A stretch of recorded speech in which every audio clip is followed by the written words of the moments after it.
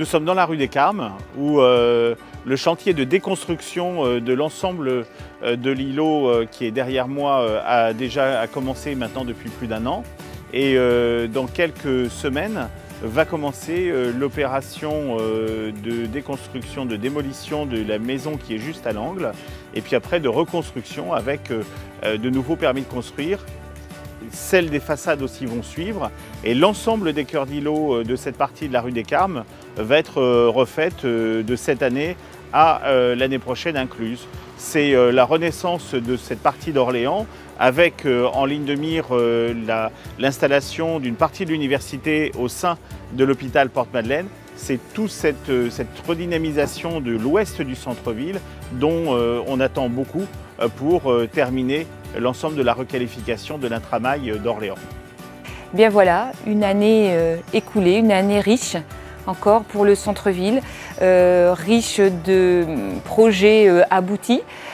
Comme la rue de Recouvrance, la zone de la ZAC sud Châtelet, que dire encore, le quai Barentin qui a déjà eu ses premiers aménagements et qui va connaître les suivants. Et puis des nouveaux projets aussi, bien sûr, la rue de Limar qui est démarrée, la ZAC des Carmes qui suit son cours. Quid maintenant de cette année 2017, qui est déjà bien entamée, mais qui nous emmènera jusqu'à 2018, où j'espère on pourra se revoir. Du côté de Bourgogne, comme vous le savez, la Maison des Sceaux a l'intention d'accueillir des artistes et des expositions. Dans quelques mois maintenant où je serai amenée à de nouveau vous rencontrer pour vous montrer le projet et les aménagements intérieurs et extérieurs. On en est vraiment très très fiers et j'espère que vous le serez aussi comme nous le portons. On a décidé aussi de refaire la rue Sainte-Catherine. Ça viendra dans la foulée parce qu'avec la rue Charles-Sanglier, la rue Royale et l'ensemble de la rue Jeanne d'Arc et autres, c'était la dernière des rues qui devait être reprise. Ça sera le cas vers 2018-2019. Le chantier de la rue Royale, la requalification, était très attendu par l'ensemble des commerçants de la rue, des commerçants du centre-ville, mais pas que. Aussi tous les chalands, tous ceux qui viennent acheter au centre-ville d'Orléans, qui reste la première destination commerciale de l'ensemble de la région. Je remercie déjà les commerçants et les riverains pour leur patience. C'est un chantier qui n'est pas très simple et en même temps qui avance bien.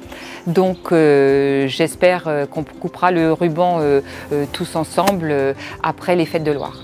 Mais le centre-ville, ce ne sont pas que des travaux que vous avez demandé ou pour lesquels on s'est engagé. Ce sont aussi des moments d'ateliers de concertation, comme là je suis près d'un jardin-palette, dans le cadre des ateliers de biodiversité que le comité de quartier a présenté avec des personnes volontaires. Vous êtes beaucoup de riverains qui êtes intéressés pour que votre centre-ville soit toujours valorisé et aussi par de la végétation. Donc c'est pour ça que je me trouve près de cette jardin-palette. Mais maintenant qu'on a un magnifique décor, il faut animer le centre-ville et j'ai proposé à tous les participants de la vie culturelle d'Orléans, les associations, les institutions, de se produire régulièrement, tous les samedis, de façon à ce qu'on ait une véritable dynamique à l'intérieur du centre-ville qui vienne donner de l'âme au centre d'Orléans pour le plus grand plaisir de tous ceux qui viennent nous y rendre visite. Donc centre-ville toujours en mutation. Je terminerai par un petit focus qui n'est pas le moindre sur la place Saint-Puer-le Puellier, puisque comme vous le savez, un certain nombre de logements vont arriver. Et là, au moment où je vous parle, on n'aura pas encore fait l'inauguration du jardin partagé de Romée. Par contre, j'espère qu'à ce moment-là, vous aurez eu l'occasion de nous y rejoindre. Mais écoutez, je reste à votre disposition et attentive. Et je vous dis à bientôt, tout simplement.